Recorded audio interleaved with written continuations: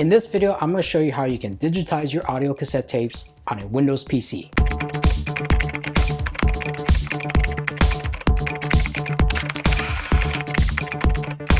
Hey everybody, welcome back to another episode of Tech That Doesn't Bite. In my previous tutorial, I showed you how to digitize audio cassette tapes on a Mac. Now this time, I'll show you how you can do it on a Windows PC. So let's get started with the tutorial. So the first thing you're going to need is a cassette player. This could be an old stereo or a Walkman as well. And you need a Windows computer such as a laptop or a desktop. Followed by a USB audio capture device. And this device has a 3.5 aux cable, a USB port, and also the RCA jacks. You can also use the line-in port if your computer has one. If you do decide to go on this route, then you're also going to need a separate 3.5mm aux cable as well. And you're also going to need some sort of audio editing software as well. In my case, I'll be using Audacity for this video.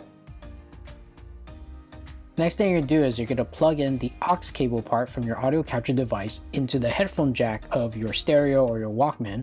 And then you plug in the other end of the aux cable to the line-in port of your computer. If you're using the USB audio capture device, then plug in the USB cable directly into one of your available USB ports on your computer. The next thing you're going to do is you're going to go into the sound setting systems within Windows and go into the input area and make sure you selected the device. In my case, I am going to use the line-in port. Now make sure that you download Audacity, and once you have installed it, go ahead and launch it. The next thing you want to do is make sure to save your project.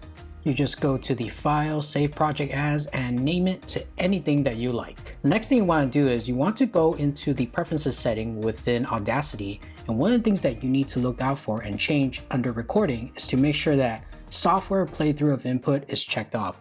That way, when you are playing your tape, you can actually hear it while you're recording it using Audacity. And before we hit record, we want to make sure that our capture source is selected. So in my case, I'm going to choose line in. Now, if you are using the USB audio capture device, it might show up as a USB PMP audio. And also select your sound output so that way you can monitor your sound. In my case, I'm using my monitor speaker, but you can also use speakers that are connected to your computer as well.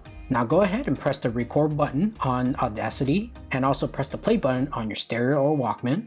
And you're going to notice that it's going to start picking up the sound from your stereo, and make sure to increase the volume just a little bit on your stereo and let it record. Once you have finished recording your song, you can just go ahead and press stop. You can stop the recording at any time and you can play it back and view it and make sure everything's okay, or you can continue recording. But in this case, it's going to continue recording on the same track. I'll show you how to create a separate track later in this video.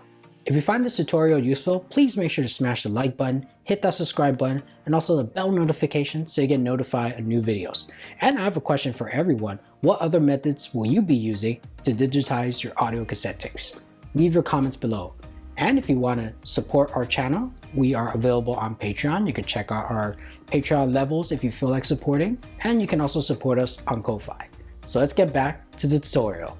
So the next thing you want to do is you want to look at your first track and edit out anything that you don't want. So for example, that first part where I just cut out, it didn't have any sound picking up. I can also apply some effects as well. So maybe I want some noise reduction. I want to normalize it.